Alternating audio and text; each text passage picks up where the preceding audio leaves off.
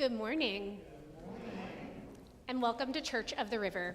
My name is Mary Lou McCaslin, and I use she, her pronouns.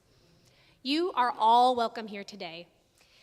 In the rich assortment of languages, cultures, and hues, each contributing to the mosaic of our shared humanity, you are welcome here.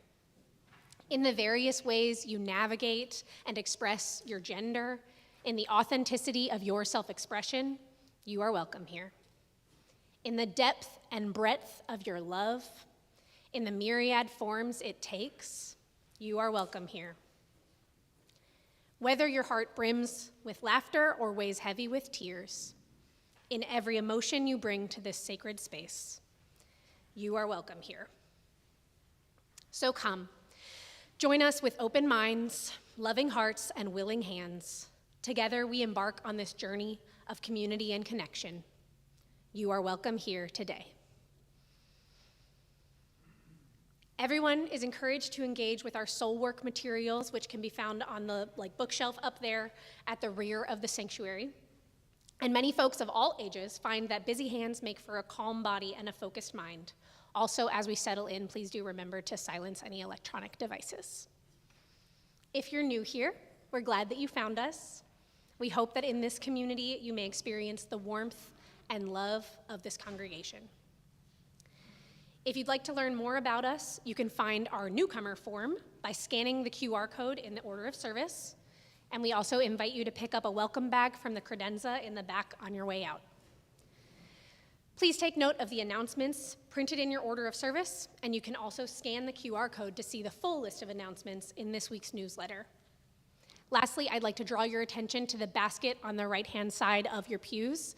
If you have any joys and concerns that you would like to let Reverend Lynn know to add to our joys and concerns period in the service, I invite you to take one of those blue slips and fill that out for you now so that you can drop it into the offering bag when the offering comes around. I now invite the music of our choir to draw us deeper into this moment as we enter into worship together.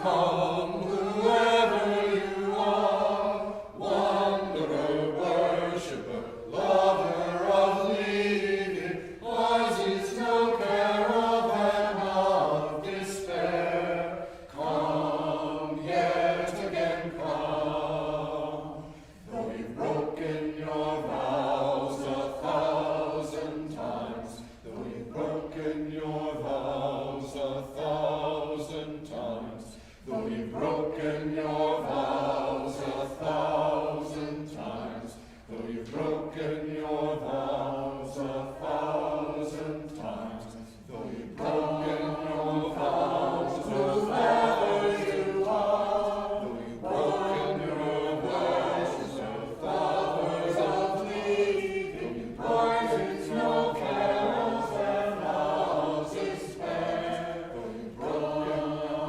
pledges 1,000 times. Come, come, whoever you are, color, crush, whoever of glory, wise is no caravan, lover of living, causes no caravan of despair. Come, yet again come.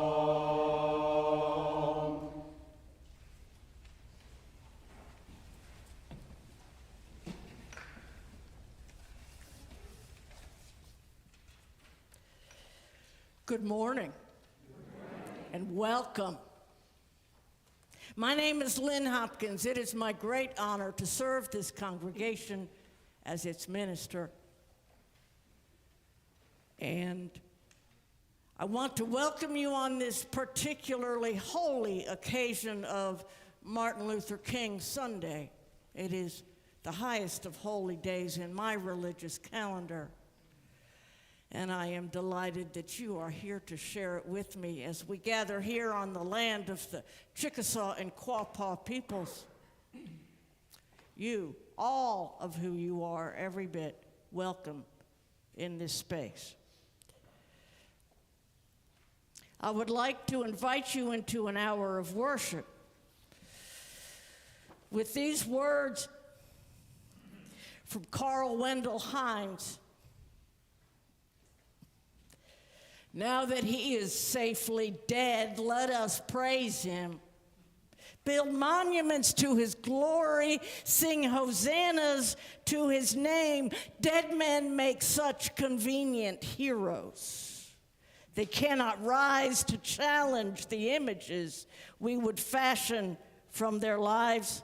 And besides, it is easier to build monuments than to make a better world. Please join me in the unison words of chalice lighting printed in your order of service. We light this chalice.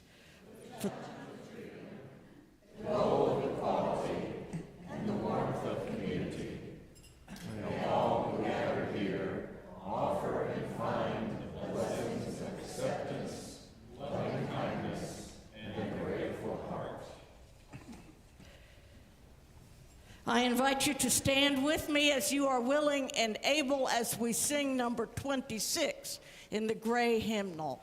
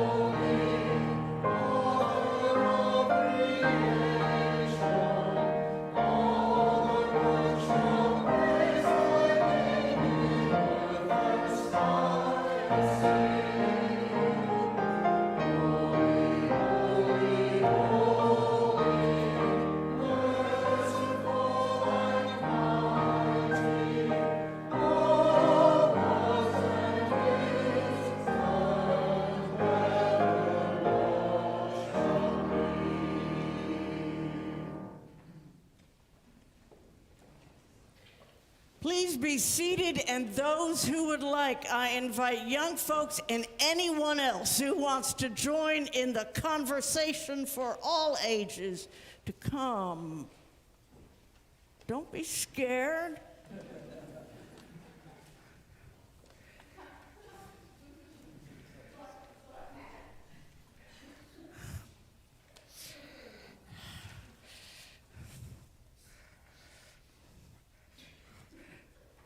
I'm sorry that Jessica is sick this weekend. She and the kids, the whole lot of them. We're going to be talking about a lot of stuff today. But one of the things we're going to be talking about is the power of an anthem, of music.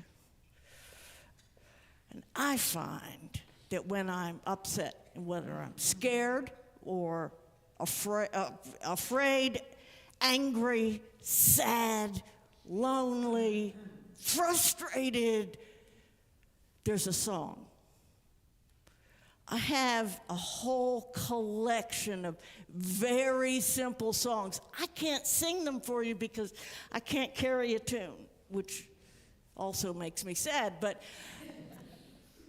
in my car, I'm going nonstop. A song for the stuff that's going on in the world right now, when I feel as though I just want to hide under the covers. A song for when I need to settle my soul and be fully present rather than scattered all over the place. But there's something more to music that I cannot experience when I'm singing it by myself. But when voices get together, have you noticed what happens? There's a magic in it. I know a bunch of you are in choirs and choruses and other musical ensembles. I know you know what I'm talking about, and maybe the folks like me who just can't really effectively carry a tune and don't want to be heard haven't had the experience as much. But I'll tell you what, you get a congregation of people singing together, a family of people singing together, a group of friends singing together. There is a mystical connection that it's like we're holding each other's hands without touching. And in these days, as we try to find ways of love and peace to practice resistance, music is a powerful tool. Do I bless you? Please raise your blessing hands and say with me, we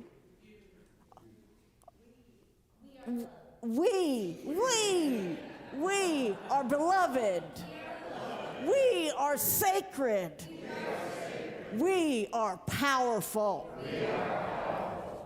Sing with me now. Go now in peace.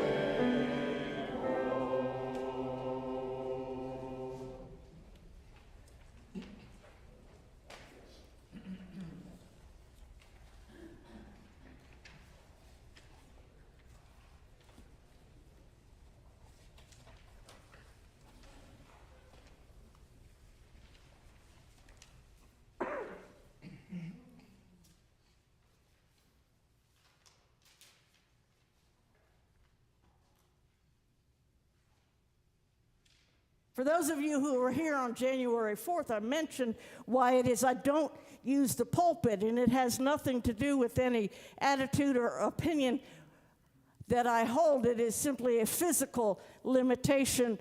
My legs cannot be trusted to carry me up and down those steps, and today is a day that I truly wish, because the words of Martin Luther King Jr. should be spoken from a grand pulpit. These words were spoken exactly 1 year before he was killed at the Riverside Church in New York. Many believe this was the address ultimately that cost him his life. Hear now the words of Dr. King. The words of the late John F. Kennedy come back to haunt us. Those who make peaceful revolution impossible will make violent revolution inevitable. Increasingly, by choice or by accident, this is the role our nation has taken, the role of those who make peaceful revolution impossible, by refusing to give up the privileges and pleasures that come from the immense profits of overseas investments. I am convinced that if we are to get on the right side of the world revolution, We as a nation must undergo a radical revolution of values. We must rapidly begin the shift from a thing-oriented society to a person-oriented society. When machines and computers, profit motives, and property rights are considered more important than people, the giant triplets of racism, extreme materialism, and militarism are incapable of being conquered.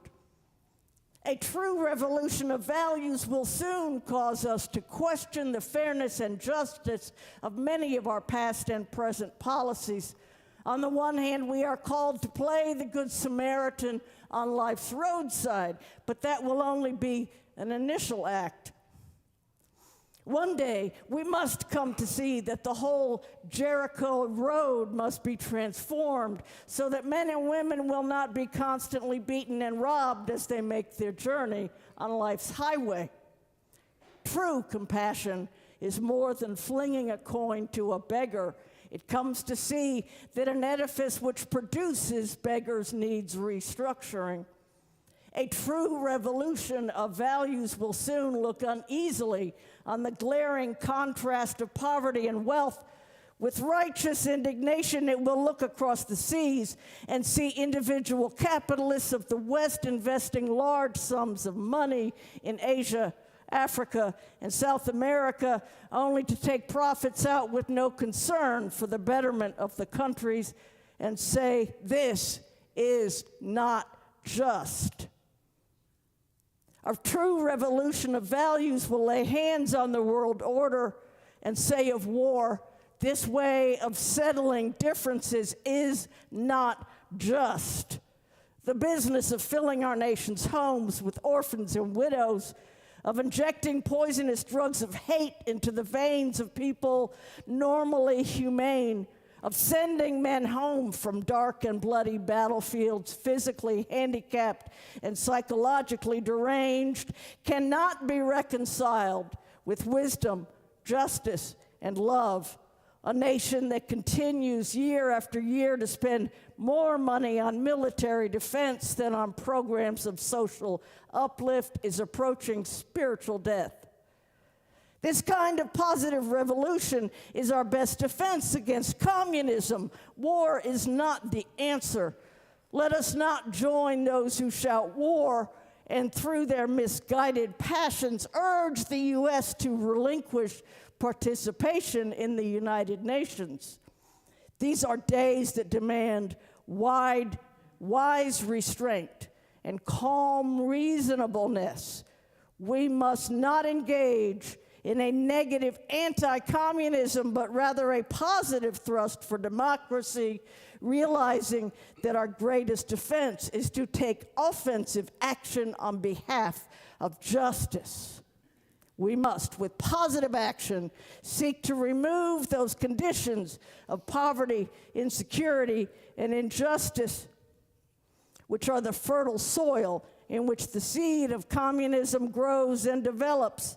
It is a sad fact that because of comfort, complacency, a morbid fear of communism, and our proneness to adjust to injustice, the Western nations that initiated so much of the revolutionary spirit of the modern world have now become the arch anti-revolutionaries.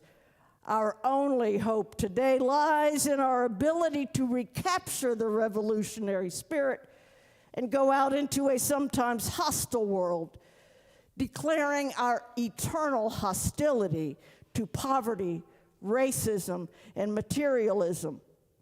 With this powerful commitment, we shall boldly challenge the status quo and unjust mores, and thereby speed the day when every valley shall be exalted and every mountain and hill made low, the crooked shall be made straight and the rough places plain. A genuine revolution of values means, in the final analysis, that our loyalties must become ecumenical rather than sectional. Every nation must now develop an overriding loyalty to mankind as a whole in order to preserve the best in their individual societies. This call for a worldwide fellowship that lifts neighborly concern beyond one's tribe, race, class, and nation is, in reality, a call for an all-embracing and unconditional love for all mankind. This oft misunderstood, oft misinterpreted concept has now become an absolute necessity for the survival of man. When I speak of love, I am not speaking of some sentimental and weak response. I'm not speaking of that force which is just emotional bosh. I am speaking of the force which all of the great religions have seen as the unifying principle of life. Love is somehow the key that unlocks the door, which leads to ultimate reality. This Hindu, Muslim, Christian, Jewish, Buddhist belief about ultimate reality is beautifully summed up in the first epistle of St. John. Let us love one another, for love is God. And everyone that loves is born of God and knows God. He that loves not knows not God, for God is love. We can no longer afford to worship the God of hate or bow before the altar of retaliation. The oceans of history are made turbulent by ever-rising tides of hate. History is cluttered with the wreckage of nations and individuals that pursued this self-defeating path. We are now faced with the fact, my friends, that tomorrow is today. We are confronted with the fierce urgency of now. In this unfolding conundrum of life and history, there is such a thing as being too late. Procrastination is still the thief of time, and life often leaves us standing bare, naked, dejected, with a lost opportunity. The tide of affairs of men does not remain at flood, it ebbs. We may cry out desperately for time to pause, but time is adamant to every plea and rushes on, and over the bleached bones and jumbled residues of numerous civilizations are written the pathetic words, too late. We still have a choice today, nonviolent coexistence or violent co-annihilation. We must move past indecision to action. If we do not act, we shall surely be dragged down the long, dark, and shameful corridors of time reserved for those who possess power without compassion, might without morality, and strength without sight. Let us begin. Now let us rededicate ourselves to the long and bitter but beautiful struggle for a new world. If we will only make the right choice, we will be able to transform this pending cosmic elegy into a creative psalm of peace. If we will make the right choice, we will be able to transform the jangling discords of our world into a beautiful symphony of brotherhood. If we will but make the right choice, we will be able to speed up the day all over America and all over the world, when justice will roll down like waters and righteousness like a mighty stream.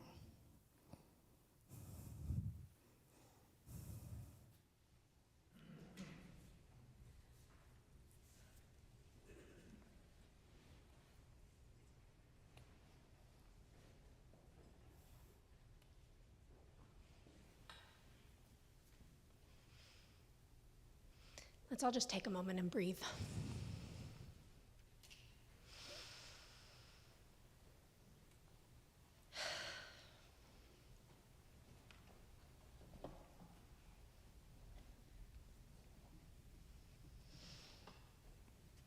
We now take an offering that allows us to exercise that all-important generosity of spirit and to support this church and its many ministries.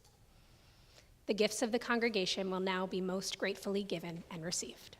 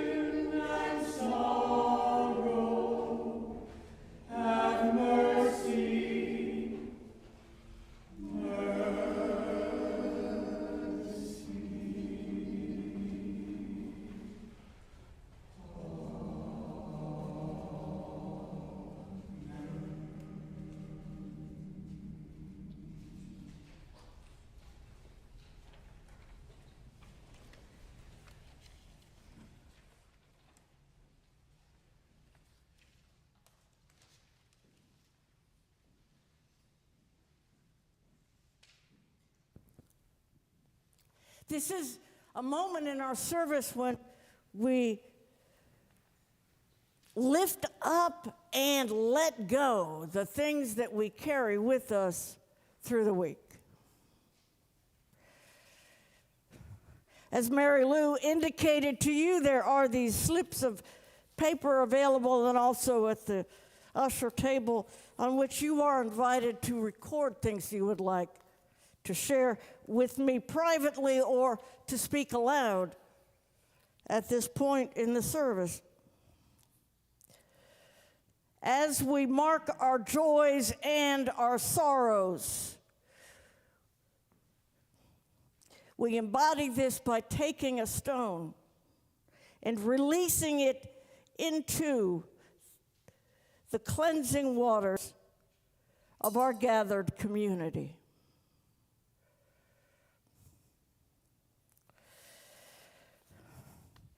This morning, from Mary Lou, a sorrow lifting up the family of Renee Good, other victims of ICE brutality, and anyone living in fear today. From Sarah, a joy and a sorrow. Dad is recovering bit by bit. Mom has low energy from helping to care for Dad and the family.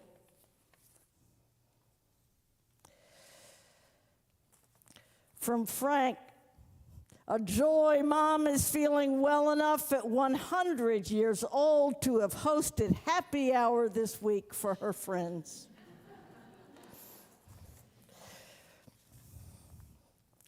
And a sorrow from Debbie, a close friend with brain cancer in hospice. From Rusty, Dad has upcoming surgery. And from Amy, a close friend in hospice with colon cancer. We lift up these sorrows, concerns, as well as joys and celebrations.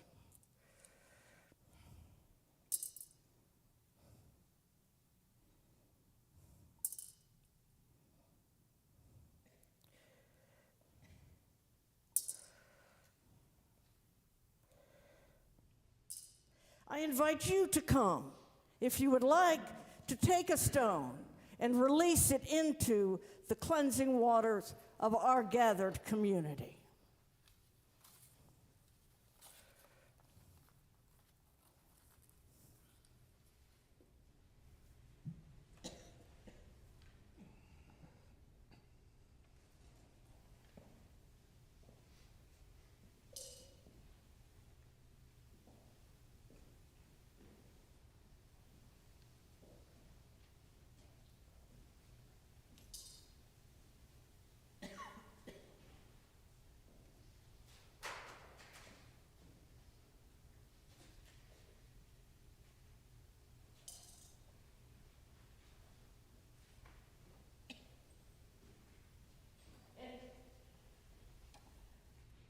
Something that you're carrying this morning that you're not ready to bring, it would be my great honor to drop a stone on your behalf, if you will indicate by raising a hand.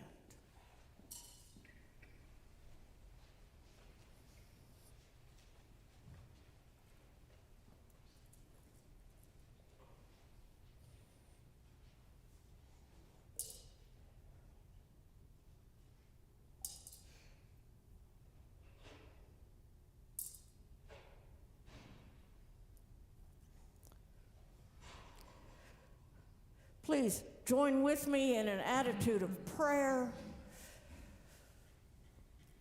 as we open our spirits, our minds, our attention to the mystery that lies beyond our understanding, to the unity that binds us together as humans, even as we struggle and resist.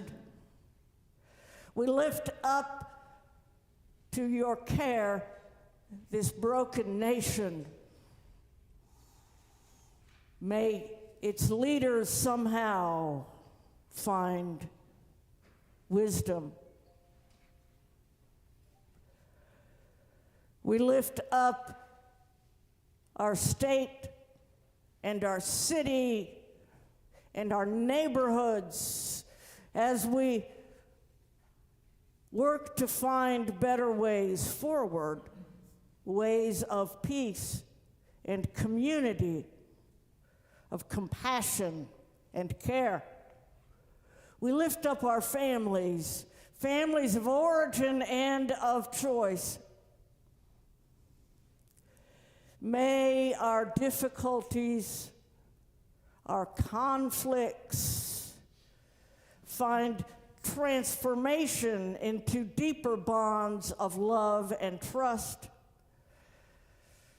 May we live without violence.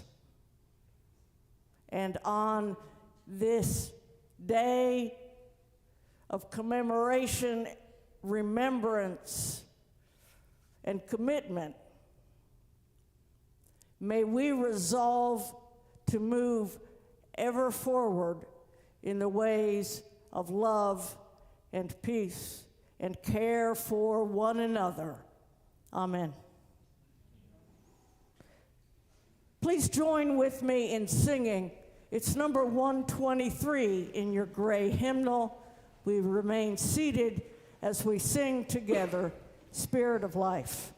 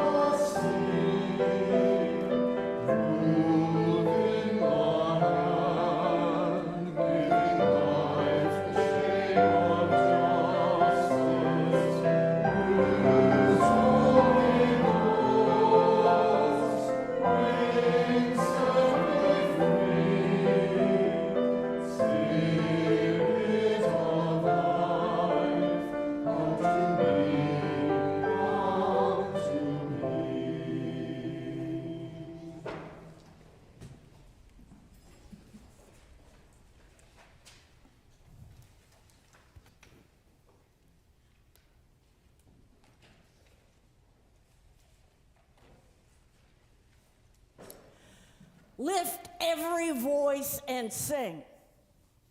These words were written by James Weldon Johnson in the year 1900 as he was working as the principal of a black school in Georgia. It was the new century. It was a time for celebration of the birthday of Abraham Lincoln, and Johnson wanted to write a poem to be recited at the school assembly for the occasion. And then it occurred to him his brother, John Rosamond Johnson, was right at hand and could write the music. His brother was an accomplished composer.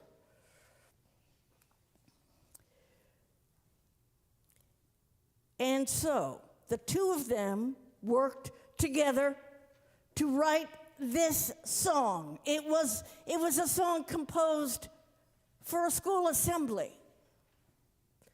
And yet it so captured the minds and spirits and lifted the souls of black people throughout the South. Without any commercial promotion, it spread until more than 10 years later it was published and became known as the Negro National Anthem. I first heard it watching broadcasts of the King commemorative service from Ebenezer Baptist Church as a child. And somehow it just grabbed me. I couldn't say why, but it had a certain power. The Black National Anthem. What's that got to do with white people? It is true that over the course of these last 2.5 centuries and centuries before, the path of black history has at times been very different from the history of white people in this country. Just as is the case today, times of great affluence were, for some, were also times of great poverty, violence, and deprivation for others. Black history is American history. This song was written in 1900. You remember your history? 1900. Reconstruction was in the past. The Klan was in its heyday. Lynchings were rampant. This was a time of rising white supremacy.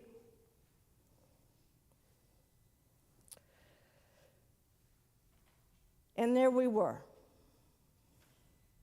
Lift every voice and sing. The song is an act of worship. Now, I don't know, white folks, how familiar you are with the song. Don't worry, you will hear it in just a few minutes. Bear with me. But I want to talk about it first so that you can hear it in context. It begins with praise and rejoicing. Lift every voice and sing till earth and heaven ring with the harmonies of liberty. Did you hear that? Harmonies. Not songs, not tunes, not even melodies would have fit the rhythm, the meter of the poem. Harmony. Harmony requires at least two voices singing different notes. Johnson was a poet and understood exactly what his word choice was indicating here. Harmonies, plural, a diversity of voices, all singing different notes. Diversity is inherent and necessary. Johnson is calling us to hear the blended voices in the harmonies of liberty. And then let our rejoicing rise. Rejoicing, well, I just told you about what it was like at the moment. What is to rejoice? Yes, it was the end of slavery, and the occasion was to honor Abraham Lincoln, and who did play a significant role.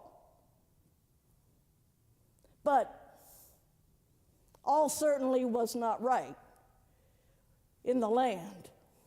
Let our rejoicing rise high as the listening skies. Don't you know all of creation is waiting for this song? The universe is longing to hear voices joined in the harmonies of liberty. Sing a song full of the faith that the dark past has taught us. The agonies, the incomprehensible agonies of chattel slavery, the generations of dehumanization are formative and give rise to a powerful faith. You don't need faith if everything's going okay. Faith is a muscle that we only develop in times of hardship, suffering. King referred to faith as the courage to take the next step even when you cannot see the staircase. Faith comes from the dark past. And sing a song full of the hope that the present had brought us. Freedom from slavery, yes, but God, so far yet to go. This was not a hope for a particular event. This was not a hope or expectation that everything is going to be all right. This is hope that arises from that faith. This is the hope that, as the Unitarian minister Theodore Parker told us, the moral arc of history bends toward justice, even when that seems so far off. And then in the second verse, we hear about that dark past. Bitter the chastening rod felt when hope unborn had died. Even in this lament, as we are mourning that stillborn hope. God, what an image. Faith breaks through and hope is ever present. Giving honor to the fallen ancestors, the song goes on, yet with the steady beat have not our weary feet come to the place for which our fathers sighed. We have come, treading our way through the blood of the slaughtered. Hear this. And out from the gloomy past till now we stand at last where the white gleam of our bright star is cast. We haven't reached that light, but we can see it. This is a moment of struggle. Suffering is present, but hope stands eternal. The star is far off, but we can see it. And then the final verse is an earnest prayer. If you watched the inauguration of Barack Obama, you may have had occasion to hear Joseph Lowry speak these words. God of our weary years, God of our silent tears, thou who hast brought us thus far on the way, thou who hast by thy might led us into the light, keep us forever on the path, we pray. And I always imagined the last line was a sort of clap back to those, including, by the way, Abraham Lincoln, those who wish the Africans would go back to Africa. Because the conclusion here, shadowed beneath thy hand, may we forever stand true to our God and true to our native land. You see, Black history is American history. And in this powerful anthem, it is clear that the people belong where they are. Black history is American history. It is with this in mind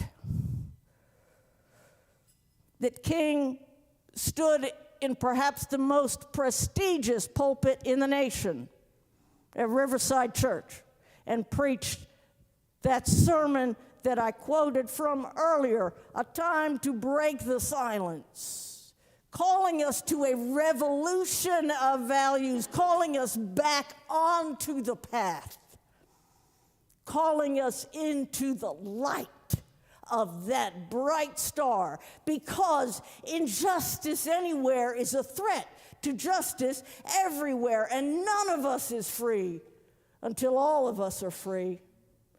King was never a prophet just for Black people.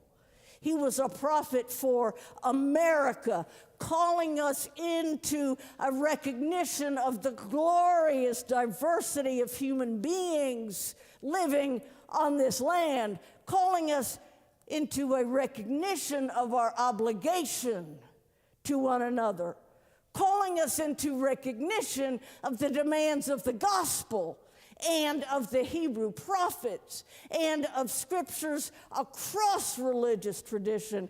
The simple demand: love one another. Not a love that we feel in our hearts and minds, but a love that is active, transformative, revolutionary. And now, it is my enormous pleasure to invite Jordan Taylor to come. I have a mic for you.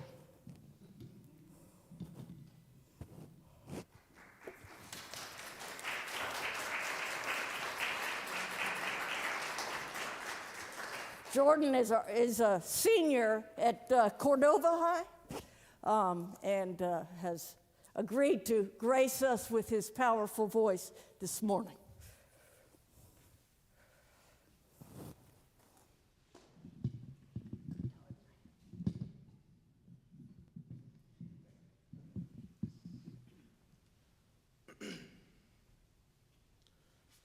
Lift every voice and sing, till earth and heaven ring.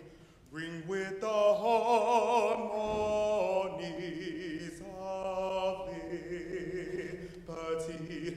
Let our rejoicing rise high as the listening skies. Let it resound loud as the rolling sea. Sing a song full of the faith that the dark past has taught us. Sing a song full of the hope that the present has brought us. Facing the rising sun of our new day begun. Let us march on till victory is won. Stony the road we trod, bitter the chastening rod, felt in the days when hope unborn had died. Yet with the steady beats of our not weary feet, come to the place for which our Father sighed. We have come over a way with the tears have been watered. We have come treading our path through the blood of the slaughtered. Out of the gloomy past till now we stand at last, where the white gleam of our bright star is cast. Sing a song full of the faith that the dark past has taught us. Sing a song full of the hope that the present has brought us.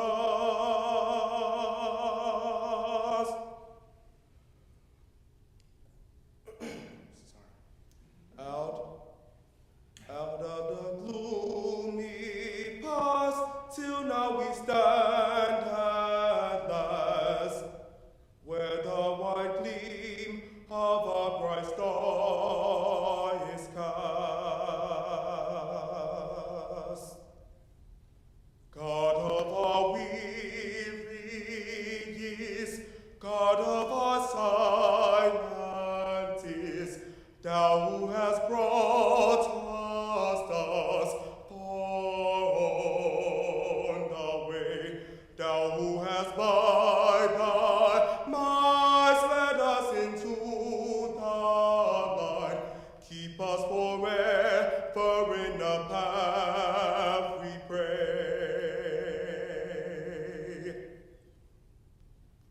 Lest our feet stray from the places, our God, where we met thee. Lest our hearts, drunk with the wine of the world, we forget thee. Shadow beneath thy hand, may we forever stand, true to our God, true to our native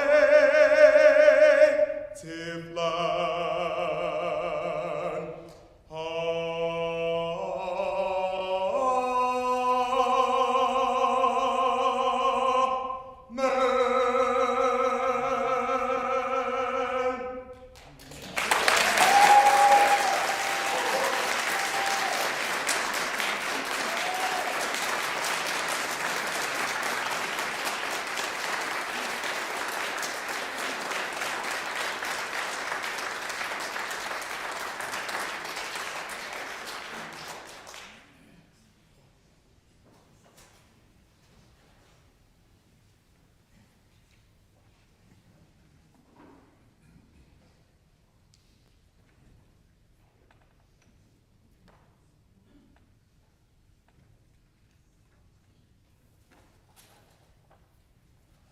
feel like we can sing after that.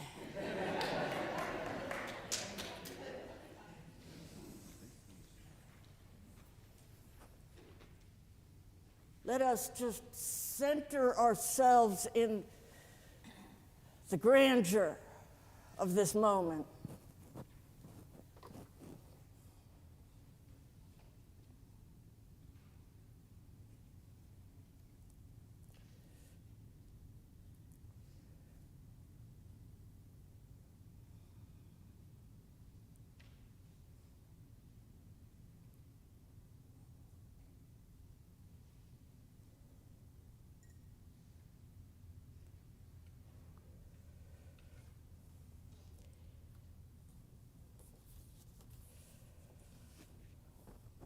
And join with me in speaking the unison words of our chalice extinguishing.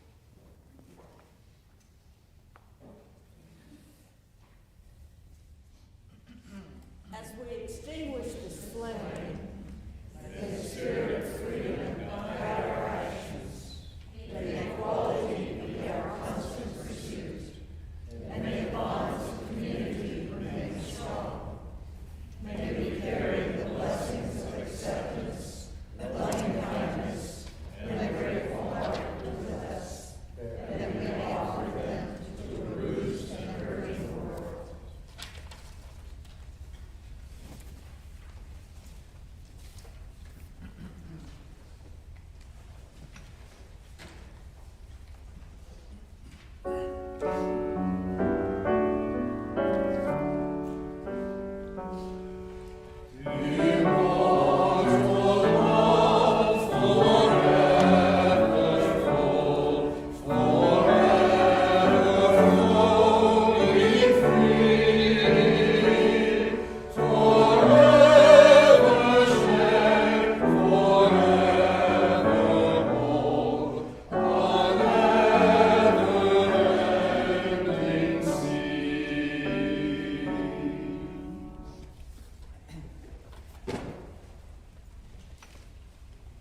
My apologies to James and the choir for switching up at the very last minute.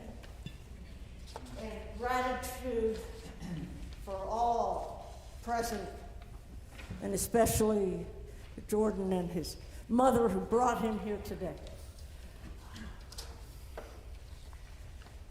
As we prepare to go forth into the world, may we forever stand true to our God, our truth, the guiding light of love and justice. May we stand true to that which is deepest, eternal, and powerful within us, and true to our native land. Our service has ended. May our service begin.